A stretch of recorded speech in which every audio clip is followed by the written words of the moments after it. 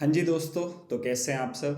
I hope भाई आप सब बहुत बढ़िया होंगे, फिजिकली भी और मेंटली भी। तो भाई हम अपना नया सेशन ले आए हैं अपनी सीरीज़ का, जो है daily news for your defence exam. Defence exam जैसे आपका C D S, N D A, F CAT, C A P F, coast guard, ये सारे एग्ज़ाम, इनमें आपके करंट अफेयर्स बहुत इंपॉर्टेंट हो जाते हैं यार। क्योंकि यहाँ पे बहुत ही प्रिडिक्टेबल करंट अफेयर्स आते हैं और जो बहुत ही स्कोरिंग हो जाते हैं। तो उन्हें करना बहुत ज़रूरी बन जाता है, क्योंकि आप कंपटीशन में बैठे हैं। आपके साथ वाला तो उन्हें कर पा रहा है, आप नहीं कर पा रहे हो, जबकि वो मीडियम टू इजी रेंज में ही हैं। तो जितना टाइम करंट अफेयर्स को चाहिए उतना ही देना, प्लस सही सोर्स से पढ़ना बहुत इंपॉर्टेंट हो जाता है। अब ये भी नहीं ना पूरे पूरे दिन न्यूज़पेपर ही पढ़े जा रहे हैं, है तो लिमिटेड टाइम, उसी में एग्जाम को क्लियर करना है। तो इसीलिए ये सीरीज में हम जो इम्पोर्टेंट आपके एग्जाम में आ सकते हैं वो डेली बेसिस पे, प्लस उसके साथ साथ जो स्टैटिक है भाई आपका, वो भी डेली रिवाइज होगा। और डेली आप इससे कुछ नया ही सीख के जाओगे या फिर इंपॉर्टेंट रिवाइज करके जाओगे सीरीज से। तो देखते हैं भाई आज आपकी ये न्यूज़ में क्या आया है। यस सर, स्टार्ट करते हैं। Silver flares fired into clouds, Delhi takes two shots at summoning clouds, summoning rain sorry. तो भाई क्या है, आप सबको पता है कि बारिश की तैयारी कर रही थी दिल्ली 2-3 दिन से, काफ़ी टाइम से चल रहा था ये, एक्चुअली जनवरी से ही ये चल रहा था। ट्रायल एंड वगैरह की काफ़ी बात चल रही थी कि आर्टिफिशियल रेन कराएंगे। अब सबको पता है पॉल्यूशन की प्रॉब्लम है दिल्ली एनसीआर के अंदर, तो ये बात काफ़ी टाइम से चल रही थी कि आर्टिफिशियल रेन कराओ और इससे थोड़ा सा रिलीफ पाओ। बट हुआ क्या, ट्रायल्स हुए और उसके बाद आज जो मेन एक्ट था वो भी हुआ। आज वो कल हुआ मेन एक्ट, बट हुआ नहीं, बारिश हो नहीं पाई। क्यों नहीं हो पाई और क्या ये सब चीज़ थी, देखते हैं। तो सबसे पहले तो मैं बात करूंगा आपकी आर्टिफिशियल रेन की, जिसे हम क्लाउड सीडिंग बोलते हैं। क्लाउड सीडिंग, ठीक है। होता क्या है, नॉर्मल बारिश के लिए आपको क्या चाहिए होता है, बेसिक सी बात चाहिए आपको कि भाई आपके जो क्लाउड्स बनते हैं, मैं यार देखो पूरा रेनफॉल तो नहीं समझा सकता, वो तो 1 घंटे का लेक्चर हो जाएगा, वो हम कभी बाद में देखेंगे। तो होता क्या है कि भाई इवेपोरेशन होती है, आपकी एयर, राइजिंग एयर ऊपर जाती है, ठीक है। और मोटी मोटी भाषा में बता रहा हूँ, क्लाउड मतलब मान लो फॉर्म कर लेती है। उसके बाद ड्रॉप्स बनने के लिए, पानी तो है क्लाउड के अंदर, बट ड्रॉप्स बन के नीचे आने के लिए आपको ना एक पार्टिकल चाहिए। मान लो ये पार्टिकल है, इसके अराउंड पानी इकट्ठा हो जाएगा और एक ड्रॉप बन जाएगी। इस सेंटर ऑफ द पार्टिकल को हम बोलते हैं हाइग्रोस्कोपिक न्यूक्लियाई। Hygroscopic nuclear. अब ये टर्म थोड़ा इंपॉर्टेंट हो जाता है आपके एग्जाम के लिए, और ये आपको किसी भी स्टेटमेंट में दे सकता है, वैसे भी इंपॉर्टेंट था ये, और अब तो इसी के ऊपर काफ़ी चर्चा चल भी रही है। हाइग्रोस्कोपिक न्यूक्लियाई एक पार्टिकल जिसके अराउंड वाटर ड्रॉपलेट्स इकट्ठे होते हैं और वो ड्रॉप बन के क्लाउड से नीचे आते हैं। ये बहुत इंपॉर्टेंट होता है, इसके बिना रेन हो ही नहीं सकती। अब हाइग्रोस्कोपिक न्यूक्लियाई कुछ भी हो सकता है।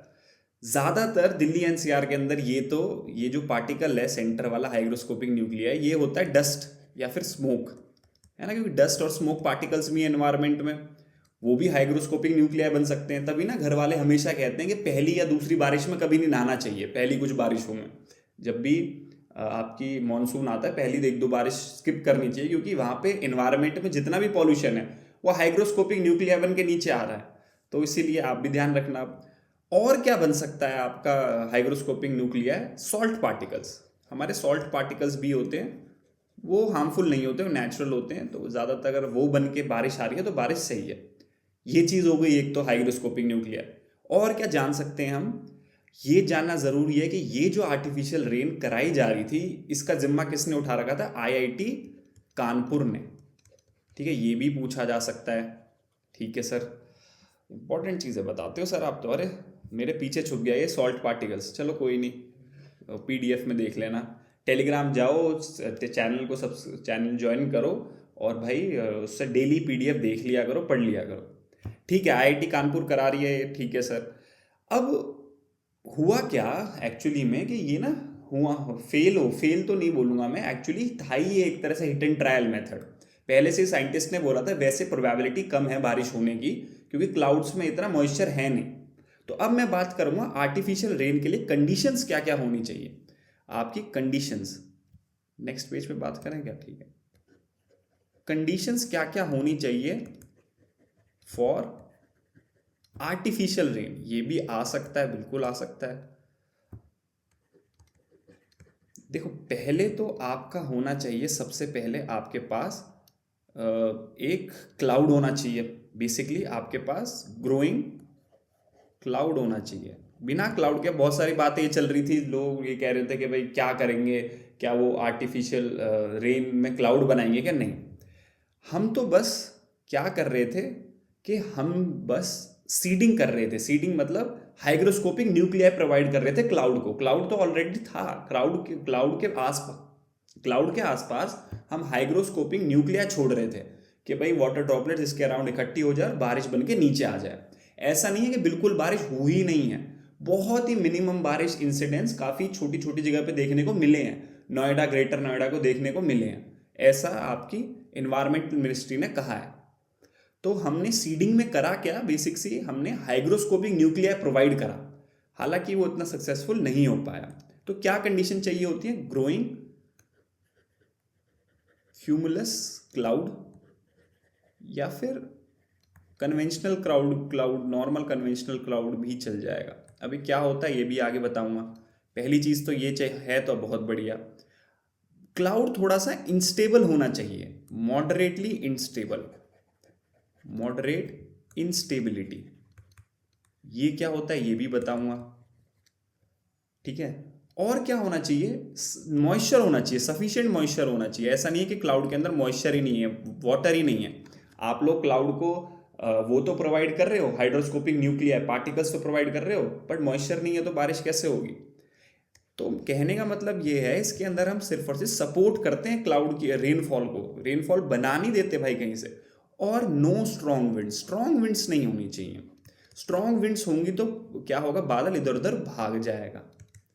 ये कंडीशंस है आपकी, सीधी सीधी इसके बारे में एग्जाम में पूछ भी सकता है, आ सकता है, ठीक है। अब इन्हीं कंडीशंस पे बात करते हैं। ग्रोइंग क्यूमुलस क्लाउड क्या है? मतलब क्लाउड बन रहा है, फॉर्म हो रहा है, धीरे धीरे बन रहा है और वो बढ़ता जा रहा है। अगर ऐसी कंडीशन होगी तो बहुत बढ़िया होगा, तो बिल्कुल रेनिंग में, आर्टिफिशियल रेन में हेल्प मिलेगी, है ना। क्यूमुलस क्लाउड आपका बढ़ता जा रहा है और ग्रो होता जा रहा है। अब सर एक क्यूमुलस क्लाउड क्या रहता है ये भी बताता हूँ। एक्चुअली में क्लाउड्स डिफरेंट तरीके के होते हैं। बेसिकली आपको 4 तरह के क्लाउड अगर पता है तो आप तैयार हो, कोई दिक्कत नहीं है। कौन कौन से? देखो मैंने तो इसको SNCC जब अर्ली डेज में याद करा था तो ऐसे है। NCC तो आपको पता ही है, S लगा दो उसके आगे। तो 4 तरह के ये क्लाउड बन गए आपके, सीरस, क्यूमुलस, या आपका निम्बस और स्ट्रेटस, ठीक है। अब इनकी हाइट देख लो, यहाँ से स्टार्ट कर इसीलिए करा था क्योंकि ये सबसे ऊंचा, उसके बाद ये दोनों ऊपर नीचे खेलते रहते हैं। सबसे ऊंचा कौन सा होता है हाइट पे? सीरियस क्लाउड, उसके बाद क्यूमुलस क्लाउड, उसके बाद ये दोनों एक तरह से ऊपर नीचे ही होते हैं तो उनका हाइट का कभी पूछेगा नहीं ऐसे। तो स्ट्रेटस क्लाउड और निम्बस क्लाउड। तो कौन सा क्लाउड बोला था? ये cumulus cloud, developing cumulus cloud. मतलब क्लाउड ये जो बन रहे हैं ये कंटिन्यूस अगर डेवलपमेंट में हैं और रेन हुए जा रही है फिर भी ये डेवलप हुए जा रहे हैं, अगर ऐसी कंडीशन है तो ऑब्वियसली ज़्यादा हेल्प होगी आर्टिफिशियल रेन को। तो ये हो गए 4 तरह के क्लाउड्स, इनकी हाइट हो गई, ये भी पेपर में बहुत पूछता है। अब इनके बारे में यार अगर मैं बताने बैठ गया तो वो भी आधे घंटे का अलग से सेशन हो जाएगा, वो कोई बाद में बताएंगे। मेरा काम भाई ये आपको कुछ नया या फिर रिवाइज करके ज़रूर भेजूँ। ऐसा नहीं कि 20 मिनट के 25 मिनट के सेशन में इतनी सारी इंफॉर्मेशन ठूस दूंगा आपको याद ही ना रहे कुछ। कम से कम ये रिवाइज तो हो रहा है और नहीं पता तो नया पता तो चल रहा है कुछ। तो ये ज़्यादा इंपॉर्टेंट है, ना कि ये कि सर आप तो सब बताओ हमें। तो ये 4 तरह के क्लाउड और इनकी हाइट अभी भी ध्यान रख लोगे अगर आप, तो भी बहुत ज़्यादा बढ़िया बात है, ठीक है सर। सेकंड कंडीशन थी कि भाई मॉडर्न इंस्टेबिलिटी, मतलब क्लाउड अभी भी फॉर्म हुए जा रहा है, वही जो मैंने पहले बताया था कि भाई इनस्टेबल है, अभी फॉर्म हुए जा रहा है। और तब आपने आर्टिफिशियल रेन की स्टार्ट कर दी, रेन हो भी जा रही है साथ के साथ और क्लाउड बन भी रहा है साथ के साथ, अभी वेपोरेशन हो रही है, राइजिंग एयर जा रही है और क्लाउड को बना भी है। ये होती है इंस्टेबिलिटी। इसके बारे में आपको जानने की ज़रूरत नहीं है, बस टर्म पता होना चाहिए कि ये कंडीशन होनी चाहिए आर्टिफिशियल रेन के लिए। कहीं ना कहीं ये कंडीशन रेन के लिए भी चेक करती हैं, ऐसी कंडीशन हैवी रेनफॉल के लिए भी होनी चाहिए। कहने का मतलब ये है जो कंडीशन हैवी रेनफॉल के लिए है वही कंडीशन एक तरह से आर्टिफिशियल उसके लिए। सफिशिएंट मॉइस्चर बता ही दिया, नो स्ट्रॉन्ग विंड्स तो नहीं होनी चाहिए, स्ट्रॉन्ग विंड्स नहीं होनी चाहिए। तो ये 4 कंडीशन है ये पता होगा तो बिल्कुल आपको एडवांटेज है एग्जाम के अंदर। ठीक है सर। फिर मैंने ये आपका न्यूज़पेपर में ही दिया हुआ था आपका ये बहुत अच्छा सा इमेज, ये भी ली मैंने। अब इसमें क्लियर दिखा रहा है कि आप क्या करते हैं इसके अंदर, आपके जो ये हमने करा है आर्टिफिशियल रेन में, कि आप हाइग्रोस्कोपिक न्यूक्लियाई प्रोवाइड करते हैं। देखो फर्स्ट स्टेप इज इन्होंने सिल्वर आयोडाइड या फिर पोटेशियम आयोडाइड डाला जो कि हाइग्रोस्कोपिक न्यूक्लियाई प्रोवाइड करेगा। और देखो यहाँ पे ये डाला, यहाँ पे छोटे छोटे ड्रॉप्स ये रहे, और ये ड्रॉप्स मॉइस्चर को देखो अपनी तरफ खींच रहा है, ये बड़ा सा पार्टिकल मॉइस्चर को अपनी तरफ खींच रहा है और ड्रॉप बना दी है ना। मॉइस्चर ने इकट्ठा करके सबको ड्रॉप बना दिया इस सेंटर पार्टिकल ने, तो इसी को बोल रहा हूँ मैं तब से हाइग्रोस्कोपिक न्यूक्लियाई। तो ये अच्छी इमेज थी, मैंने डाली। अब सर हाइग्रोस्कोपिक न्यूक्लियाई आप तब से बोल तो रहे हो, हाइग्रोस्कोपिक न्यूक्लियाई कौन कौन एक्ट कर सकते हैं as a hygroscopic nuclei, artificial rain में क्या क्या चीज़ हम स्प्रे कर सकते हैं, बताता हूँ। वो चीज़ भी आपकी पूछी जा सकती है, जैसे कि chlorides of sodium and potassium and calcium. कहने का मतलब है कैल्शियम, पोटेशियम और सोडियम का chlorides, chloride compound of sodium, potassium and calcium. जैसे कि कैल्शियम क्लोराइड, ठीक है, पोटेशियम क्लोराइड, सोडियम क्लोराइड, ये सारी चीजें बना सकती हैं आपका हाइग्रोस्कोपिक न्यूक्लियाई। ठीक है, chlorides of sodium, potassium and calcium. और क्या बना सकती है और क्या एक्ट कर सकता है, iodides of silver, silver iodide, iodide of silver. अब इसमें कंफ्यूज मत हो जाना, पेपर में आ जाए सिल्वर आयोडाइड, आप कहो कि सर आपने तो आयोडाइड ऑफ सिल्वर बताया था। भाई सेम ही चीज़ है, बच्चे तो नहीं हो, इतना तो समझ सकते हो कि सिल्वर का आयोडाइड तो मतलब सिल्वर आयोडाइड, ऐसे ही सोडियम का क्लोराइड जैसे सोडियम क्लोराइड। तो ये सारी चीज़ें एक्ट कर सकती हैं एज अ हाइड्रोस्कोपिक न्यूक्लियाई या फिर न्यूक्लियस नॉर्मल, किसमें, रेनफॉल में और आर्टिफिशियल रेन में भी। मतलब इनमें से काफ़ी ये सारी चीज़ें स्प्रे कर सकते हैं हम। इस बार हमने क्या स्प्रे करा, आयोडीन, सिल्वर आयोडाइड स्प्रे करा था और थोड़ा पोटेशियम आयोडाइड भी था। ठीक है सर, बहुत बढ़िया। और कुछ भी बता देता हूँ भाई, ऐसे बिना बताए थोड़ी भेजूँगा। एक्चुअली आपका क्लाउड फॉर्मेशन दो तरह की होती है। एक तो होता है कोल्ड सिस्टम, कोल्ड क्लाउड, जो बिलो 0 डिग्री होता है। Cold cloud is below 0 degree Celsius, ठीक है। और वो क्या होता है, वार्म क्लाउड, वार्म होता है ग्रेटर देन 0 डिग्री सेल्सियस। यार ये मेरे ऊपर तो नहीं आ रहा, ठीक है इतना, ठीक है। तो दो तरह की सीडिंग होती है, कोल्ड क्लाउड और warm cloud. Cold cloud 0 degree, ऐसा नहीं वार्म क्लाउड बहुत गर्म है, 0 से थोड़ा सा ज़्यादा टेम्परेचर है, कोल्ड क्लाउड 0 से थोड़ा कम टेम्परेचर है। तो दो तरीके से सीडिंग होती है, कोल्ड की भी होती है और वार्म क्लाउड की भी होती है। ये भी बता दिया, ये भी आप ध्यान रख सकते हैं। तो देखो भाई, इससे रिलेटेड मैंने काफ़ी सारी चीज़ें बात कर ली आपकी, क्या होता है आपका आर्टिफिशियल रेन, क्या क्या चीज़ें उसमें वर्क करती हैं, क्या कंडीशंस हैं, टाइप ऑफ क्लाउड क्या है, कौन करवा रहा है, ये सारी चीज़। मेरी मेहनत को ऐसी वो मत करना भाई, इसको जाके दोबारा पढ़ना। आप मेरे चैनल, टेलीग्राम चैनल पे इसकी PDF लेके दोबारा रीड आउट करना, ठीक है भाई, तभी दिमाग में बैठेगा। पावर ऑफ रिवीजन आप नहीं समझोगे अभी, अगर अभी तक नहीं समझे तो बिल्कुल रिवाइज भी करना भाई। नेक्स्ट न्यूज़ क्या है, नेक्स्ट न्यूज़ कहती है कि EU top leader to be chief guest at next Republic Day. अगले साल रिपब्लिक डे पे यूरोपियन यूनियन से कुछ बहुत ही प्रोमिनेंट पर्सनैलिटीज आएंगी एज चीफ गेस्ट। कौन कौन है, president of European Commission Ursula von der Leyen, sorry for my pronunciation, if someone of my audience is an European तो सॉरी, तो मुझे पता है यूरोपियन तो नहीं हो भाई तुम, इसलिए ज़्यादा वो मत करो, नहीं आता मुझे बोलना। क्या है ये, उर्सुला वॉन देर लेयन, ठीक है।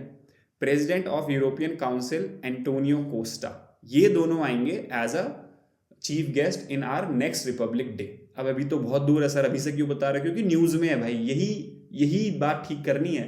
न्यूज़ में जो है हमें पढ़ना है, कोई मतलब नहीं अगले साल है, 6 महीने बाद है, दोबारा पढ़ लेंगे, दोबारा ही तो पढ़ना है। Ursula von der Leyen, President of European Commission and President of European Council, Antonio Costa। दोबारा रिवाइज करना है इसे, हाँ जी, हाँ जी, हाँ जी। Hurricane Melissa hits Jamaica. एक ह्यूरिकेन है, बहुत पावरफुल ह्यूरिकेन है ये। ह्यूरिकेन के भी लेवल होते हैं, तो फिफ्थ लेवल का ह्यूरिकेन है। ये अभी जमैका में हिट करा है। अब जमैका में कहाँ पे, कौन सी सी होती है आपकी? करेबियन सी। करेबियन सी में आया है ये, जमैका के पास हिट हुआ है। और ओशन कौन सा है? Atlantic ocean. और क्या नाम है? ह्यूरिकेन मेलिसा। ह्यूरिकेन मेलिसा। अब बात ये आती है कि भाई एक्चुअली बहुत सारे नामों से जाना जाता है ह्यूरिकेन और साइक्लोन और टोर्नेडो, अलग अलग कॉन्टिनेंट्स के अंदर अलग अलग नामों से जाना जाता है। और ये आपका क्वेश्चन पूछता है डिफेंस एग्जाम में, एनडीए सीडीएस में पूछता है कि साइक्लोन का नाम इस कंट्री में क्या है, फिर मैच द फॉलोइंग आया है एक दो बार। तो वो चीज़ एक बार हम देख लेते हैं। मैं ना एक टेबल ही निकाल देता हूँ आपके लिए। टेबल टेबल निकालिए। पहले एक काम करते हैं हम ना, वो देखते हैं, मैप पे जाके देखते हैं इसका वो कि कहाँ पे है ये। मैप तो देखना भूल ही गया मैं। तो मैंने हमेशा बोला कहाँ से स्टार्ट करूँगा, हमेशा अपने इंडिया से। तो ये रहा हमारा प्यारा भारत। ठीक है, यहाँ से अब हम चलेंगे ईस्ट की ओर। जब हम बढ़े बढ़े इतना घूमने के बाद ये कौन सा ओशन आता है बीच में? जापान के ईस्ट में। बताओ, जो सबसे बड़ा ओशन है पैसिफिक ओशन है। ये पैसिफिक ओशन है। पैसिफिक ओशन ये आ गया आपका नॉर्थ अमेरिका। नॉर्थ अमेरिका के साइड में ये आ गया आपका करेबियन सी। ये है गल्फ ऑफ मैक्सिको। ठीक है, और इस साइड में ये आपका करेबियन सी है, दिख रही है आपकी करेबियन सी। करेबियन सी के यहाँ पे है आपका कहीं पे, कहाँ पे आया था आपका? जमाइका। ये रहा। तो ये जमाइका में आपका ह्यूरिकेन आया है करेबियन सी में। और करेबियन सी अटलांटिक ओशन का ही एक पार्ट है।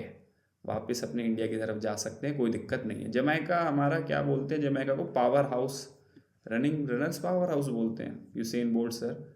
ठीक है, ये हमने देख लिया कहाँ पे जमाइका और करेबियन सी है। अब हम एक बार क्या देख लेते हैं, मैं एक बार आपको वो बता देता हूँ। क्या बता देता हूँ, एक मिनट देना है, इसी पे मैं निकाल देता हूँ क्या।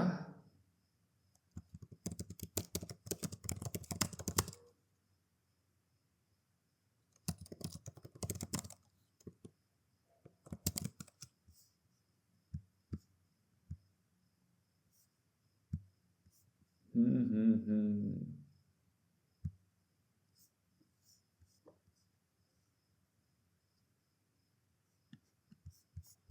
अरे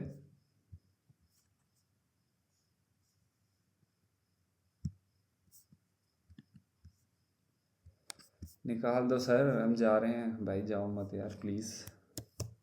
अरे थोड़ा सही इमेज से थोड़ा मज़ा आता है।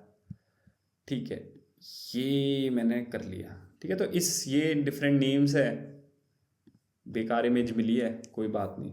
ये नेम से जाने जाते हैं साइक्लोन अलग अलग जगह पे। ट्रॉपिकल साइक्लोन इंडियन ओशन में ट्रॉपिकल साइक्लोन बोलेंगे। ठीक है, और आपका टाइफून बोलेंगे चाइना सी में। करेबियन में हरिकेन, विली विली, टॉर्नेडो। तो ये सारे नेम आपका इंपॉर्टेंट है। देखो करेबियन सी में हरिकेन बोला जाता है ना, तभी हरिकेन नेम है। तो यहाँ पे देखो cyclone, typhoon, hurricane, willy willy northern Australia में, यूएसए में टॉर्नेडो। तो ये नेमिंग इंपॉर्टेंट है, ध्यान रखना।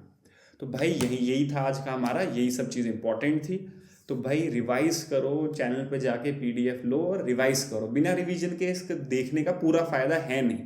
पूरा अगर आपने देखा है तो रिवाइज भी कर लो, थोड़ा सा स्टेप एक्स्ट्रा ले लो। डेली देखो, बहुत बेनिफिट मिलेगा भाई, मैं बता रहा हूँ आपको। ऐसा कोई कोई कहीं आपको कोचिंग में भी नहीं मिलेगा ऐसा डेली बेसिस पे ना, इतना अच्छा लेक्चर्स। तो इसका पूरा फ़ायदा उठाओ, पूरा कॉस्ट फैक्टर बेनिफिट पूरा करो। तो मिलते हैं भाई अगली क्लास में। तब तक मेरे को परेशान तुम नहीं करते तुम लोग, ठीक है।